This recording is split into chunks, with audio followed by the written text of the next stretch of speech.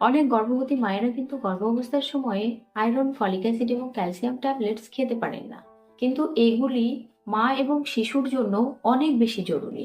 যে সমস্ত মায়েরা এই ট্যাবলেটসগুলি খান না, তাদের ক্ষেত্রে কিন্তু মা এবং শিশু দুজনেরই বিভিন্ন রকম জটিলতা হতে পারে। এগুলি শুধুমাত্র সাপ্লিমেন্ট নয়, বরং প্রয়োজনীয় পুষ্টি যা গর্ভের বিকাশের জন্য খুবই জরুরি। অনেকেরই কিন্তু গর্ভাবস্থায় বমি হওয়ার প্রবণতা একটু বেশি থাকে, তারা এই সাপ্লিমেন্টগুলো খেতে পারেন না। তো যারা এই সাপ্লিমেন্টগুলো খেতে পারেন না, সাপ্লিমেন্টের বিকল্প হিসেবে কি আছে সে বিষয়ে আলোচনা করব। এবং প্রথমে জানবো আমরা যে এই সাপ্লিমেন্টগুলো যারা একদমই খান না, তাদের ক্ষেত্রে কি কি ক্ষতি হতে পারে। 1 নম্বর, আয়রন না খেলে কি হয়। আয়রন কিন্তু আমাদের শরীরে হিমোগ্লোবিন তৈরি করে, কিন্তু আপনি যদি গর্ভাবস্থায় আয়রন না খান, তাহলে কিন্তু আপনার শরীরে রক্তের ঘাটতি দেখা দিতে পারে। রক্ত অল্পতা, মাথা ঘোরা, দুর্বলতা, এছাড়াও বাচ্চার ওজন কম হতে পারে, প্রিমেচিওর বেবি ডেলিভারি হতে পারে, অর্থাৎ সময়ের আগে আপনার বাচ্চা হয়ে যাওয়ার যে সমস্যা সেটা হতে পারে। এছাড়াও আরেকটি সমস্যা দেখা যায়, সেটি হচ্ছে ডেলিভারির সময় অতিরিক্ত রক্তক্ষরণ হতে পারে। এতে কিন্তু মায়ের জীবন সংশয়ের আশঙ্কা থাকে। তো ফ্রেন্ডস, অবশ্যই আয়রন সাপ্লিমেন্ট গর্ভাবস্থায় ভীষণ জরুরি। 2 নম্বর হচ্ছে যারা ফলিক অ্যাসিড খান না, তাদের ক্ষেত্রে কি হতে পারে। এই যে ফলিক অ্যাসিড, এটা কিন্তু বাচ্চার মস্তিষ্ক এবং স্পাইনাল কর্ড তৈরিতে ভীষণ গুরুত্বপূর্ণ। কিন্তু যে সমস্ত মায়েরা নিয়মিত ফলিক অ্যাসিড খান না, তাদের বাচ্চার কিন্তু জন্মগত ত্রুটি হতে পারে, নিউরাল টিউব ডিফেক্ট হতে পারে, যেমন মেরুদণ্ডের সমস্যা। এছাড়াও বাচ্চার ব্রেন ডেভেলপমেন্ট ঠিকভাবে হয় না, গর্ভপাতের ঝুঁকি বেড়ে যায়। 3 নম্বর, ক্যালসিয়াম না খেলে কি হয়। ক্যালসিয়াম শিশুর হাড় এবং দাঁত গঠনে সহায়তা করে। যে সমস্ত মায়েরা ক্যালসিয়াম সাপ্লিমেন্ট খান না গর্ভকালীন সময়ে, তাদের কিন্তু বাচ্চার হাড় দুর্বল হতে পারে এবং মায়ের শরীর থেকে ক্যালসিয়াম কমে যায়, মায়ের হাড় ব্যথা এবং দাঁতের সমস্যা হতে পারে। এছাড়াও হাই ব্লাড প্রেশার বা উচ্চ রক্তচাপ এবং প্রি এক্লাম্পসিয়ার মতো সমস্যার ঝুঁকি বেড়ে যায়। তাহলে আপনারা কি বুঝলেন?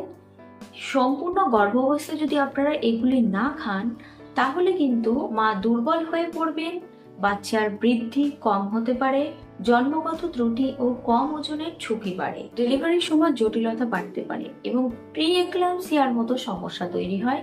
প্রি এক্লাম্পসিয়া গর্ভ অবস্থায় একটি জটিল অবস্থা। এই বিষয়ে আমি পরবর্তী ভিডিওতে আলোচনা করব। এখন আমরা জানবো এই সাপ্লিমেন্ট যারা খেতে পারেন না, তারা কিন্তু খাদ্য তালিকায় অবশ্যই কিছু খাবার অ্যাড করুন, যাতে কিছুটা হলেও ঘাটতি পূরণ হতে পারে। তবে একটি কথা আবারও মনে করিয়ে দেব, খাবারে সবসময় কিন্তু পুরো ঘাটতি পূরণ নাও হতে পারে, তাই সাপ্লিমেন্ট দেন ডক্টর।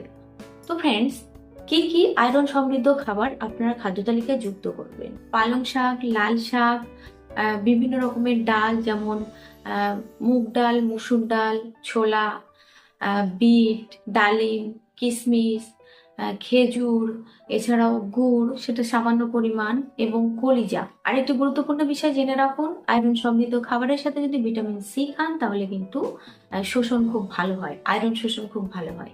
তার জন্য প্রতিদিন খাবারে একটি পাতি লেবু আপনারা কেটে নিতে পারেন। ফলিক অ্যাসিড সমৃদ্ধ খাবার হচ্ছে সবুজ শাকসবজি, যেমন পালং শাক, মেথি শাক, ব্রোকলি, ডাল, যেটা বললাম বিভিন্ন রকমের ডাল, এছাড়াও কমলা লেবু বা মাল্টা এবং অ্যাভোকাডো যদি পাওয়া যায়। ক্যালসিয়াম সমৃদ্ধ খাবার হচ্ছে দুধ, দই, পনির। এছাড়াও খুব ভালো ক্যালসিয়াম সোর্স হচ্ছে তিল, সাদা বা কালো যে কোনো তিল আপনারা খেতে পারেন, এবং কাঁটা সহ ছোট মাছ ও বাদাম। তো ফ্রেন্ডস, শুধু খাবার থেকে আয়রন, ফলিক অ্যাসিড পূরণ করা খুবই কঠিন, বিশেষ করে দ্বিতীয় এবং তৃতীয় ট্রাইমেস্টারে। এই সময় কিন্তু আপনাদের অবশ্যই সাপ্লিমেন্ট খাওয়া জরুরি। আপনারা যেহেতু মা, অবশ্যই সন্তানের ভালো চাইবেন, তার জন্য একটু কষ্ট করে হলেও আয়রন, ফলিক অ্যাসিড এবং ক্যালসিয়াম সাপ্লিমেন্টগুলো নিয়মিত খাবার চেষ্টা করুন। ভিডিওটি ভালো লাগলে অবশ্যই লাইক করুন, চ্যানেলটি সাবস্ক্রাইব করা না থাকলে সাবস্ক্রাইব করে নিন এই ধরনের আরো গুরুত্বপূর্ণ ভিডিও নোটিফিকেশন পাওয়ার জন্য।